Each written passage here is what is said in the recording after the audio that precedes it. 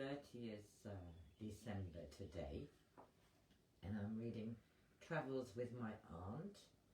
It is a Greene novel from 1969, and he met his Aunt Augusta after 50 years at his mother's funeral. She's a great traveller and a storyteller. We are here in chapter 13, and they are on their way to Istanbul. When a train pulls into a great city, I am reminded of the closing moments of an overture.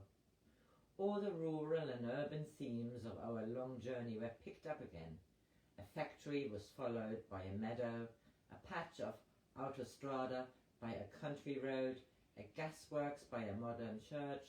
The houses began to tread on each other's heels. Advertisements for Fiat cars swarmed closer together.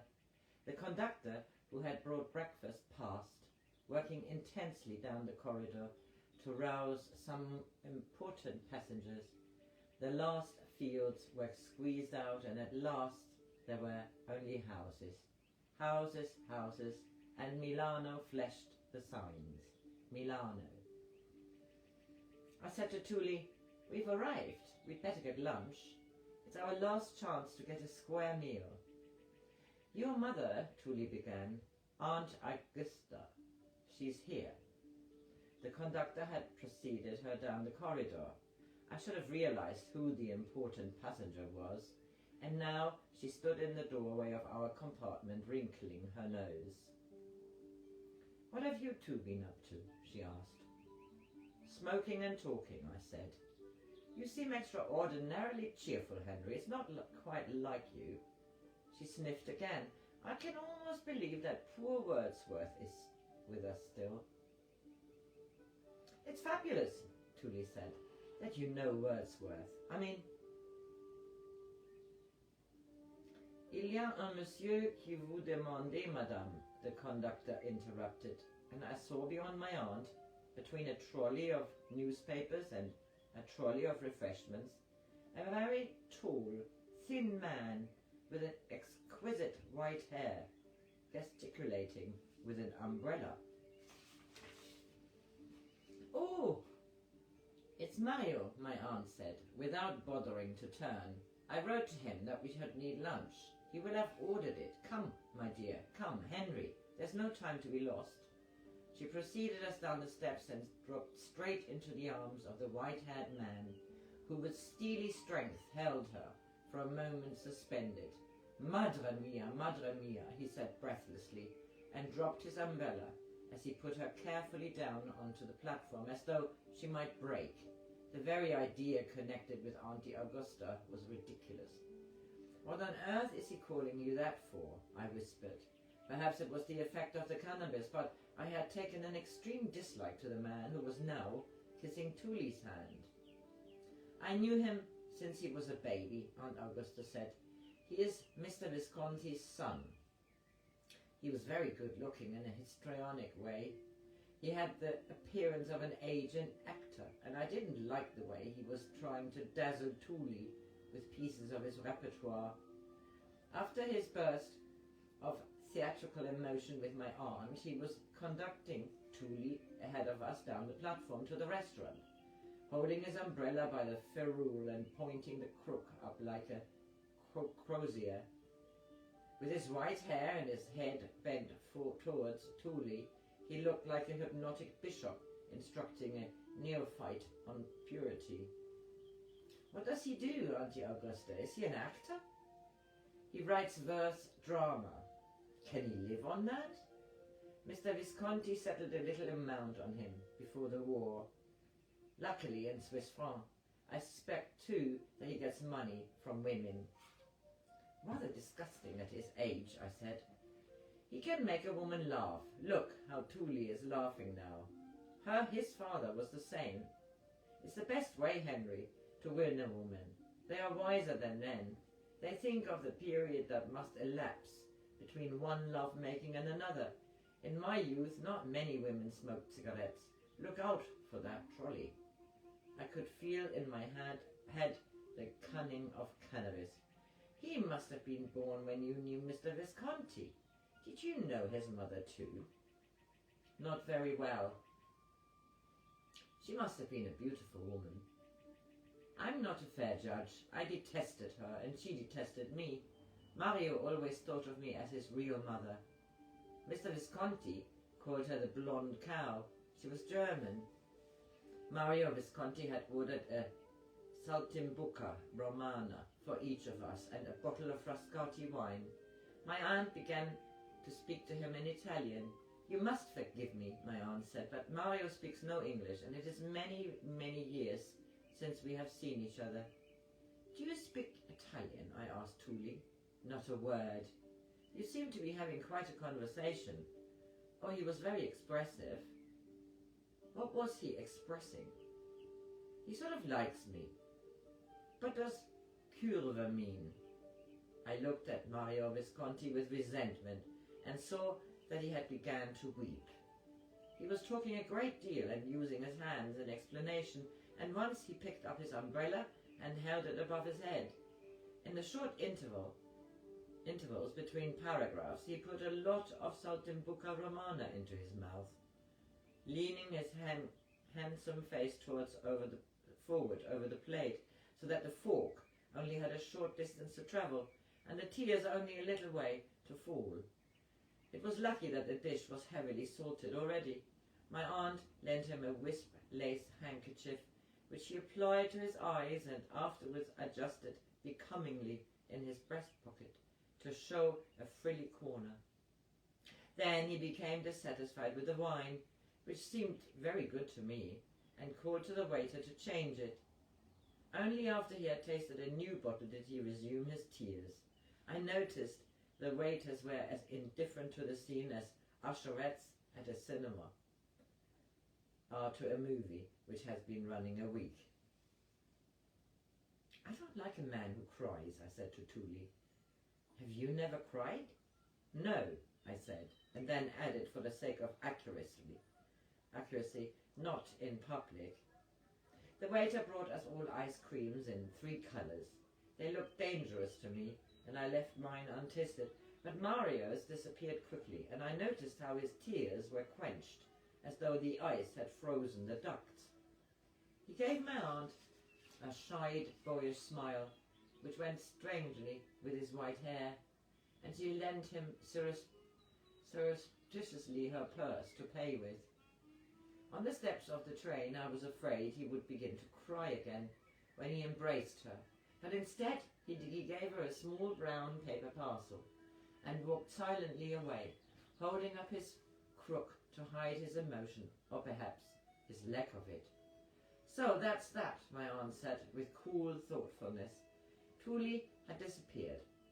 I suspected into the lavatory to smoke another cigarette, and I decided to tell Aunt Augusta about her troubles. But I found when I sat down beside her that she wanted to do the talking herself. Mario seems rather an old man, she said. Or has he dyed his hair, I wonder? He cannot be more than 45 or 6. I'm bad about dates. He certainly looks a good deal older than that. Perhaps it is the poetry. I've never much cared, she said, for men with umbrellas, but he was charming as a child. She looked out of the window and I looked too.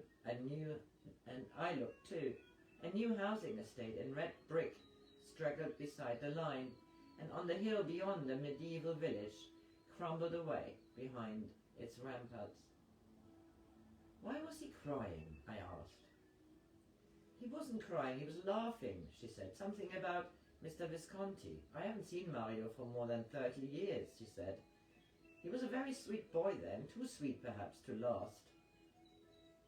The war came. We were separated. And his father? I never associated sweetness with Mr. Visconti. Charm perhaps. He was a terrible twister. Very generous with cream buns, of course. But one can't live on cream buns. Perhaps I'm being unfair. One is apt to be unfair to somebody who one has loved a great deal. And after all, he was kind to me from the very start. He found me my situation in Italy, at the theatre. I can't think why you persist in calling it a theatre. All the world's a stage, of course, but a metaphor as general as that loses all its meaning. Only a second-rate actor could have written such a line out of pride in his second-rate calling. There were occasions when Shakespeare was a very bad writer indeed. You can see how often in books of quotations, people who like quotations love meaningless generalizations. I was a little shocked by her unexpected attack on Shakespeare. Perhaps it was because he wrote verse drama like Mario. You were talking about Mr. Visconti, I reminded her. I must admit, he was very kind to me in Paris. I was quite heartbroken when I left Coran. I couldn't appeal to your father because I had promised Angelica to stay away. And when Coran left after our final quarrel, he took everything except the cash in the church collection boxes and 12 tins of sardines. He had an unnatural passion for sardines. He said they calmed his nerves, that eating them was like pouring oil on troubled waters. There was enough in his collecting boxes to pay my passage across the channel, and I was lucky to get this job of mine in the Rue de Provence. But I wasn't really happy there, and I was grateful to Mr. Visconti when he took me to Italy. The work, of course, was the same, but I enjoyed the travel from one city to another, and every 8 weeks when I came to Milan, I enjoyed seeing Mr. Visconti. Cream buns were a great improvement on sardines. Sometimes, too, he would pop up unexpectedly in Venice. He was a twister, no doubt of it, but there are many worse people than twisters. She sighed, looking out at the dull scenery of the Faubourg. I grew to be very fond of him, fonder than any other man I've ever known, except the first. But the first is always a special case. How did you come to retire? I asked. I was going to say from the stage, but I remembered her inexplicable dislike of the term. I had not forgotten Tooley's trouble, but I thought it only fair to let my aunt finish first with the memories stirred up by the sight of Visconti's son. Your Uncle Joe left me all his money. It was quite a shock. The house too, of course, but there was nothing to be done about that. It's still crumbling away near the Autostrada. I settled the house on Mario when I had to leave Italy because of the war, and I think he sometimes takes a woman there to spend a weekend in the ancient family palazzo. He even calls it the Palazzo Visconti. He's a bit of a snob, quite unlike his father. One day they'll want to build a connecting road to the Autostrada, and then the state will have to pay him compensation if he can show that the house was inhabited. Why didn't you marry Mr. Visconti, Aunt Augusta? There's no divorce in Italy, and Mr. Visconti was a Catholic, even though a non-practicing one. He even insisted on being received into the church. It was his wife who had all the money, and that hampered Mr. Visconti badly, until he managed to get his fingers on most of what Joe had left me. I was very careless in those days, and Mr. Visconti was very plausible. It was lucky for me that no one would buy the house. That, at least, was left for me for a time. He had a scheme for selling fresh vegetables, tomatoes, particularly, of course, to Saudi Arabia.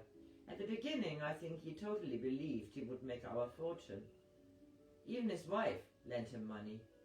I shall always remember the conferences at the Excelsior in Rome, with Arab notables in long robes, who arrived with a dozen wives and a food taster. Mr. Visconti would take a whole floor in the Excelsior. You can imagine that made quite a hole in Joe's money. But it was very romantic while it lasted. I had my fun. Mr. Visconti was never for a moment dull. He even persuaded the Vatican to put in money, so we had cardinals for cocktails at the Grand Hotel. The Grand had once been a convent, and I suppose they felt more at home there. They were greeted at the door by flunkies with tall candles, and it was a wonderful sight when the Arabs and the cardinals met. The desert rose and the scarlet skull-caps, and all the bowing and embracings, and the genuflections of the management, and the kissing of rings and the blessings. The Arabs, of course, only drank orange juice, and the tasters stood at the bar sampling each jug and occasionally snatched a whiskey and soda on the side. Everybody enjoyed these parties, but only the Arabs could really afford their fun, as it turned out. So I'm going to make a break here in this chapter 13 and continue soon.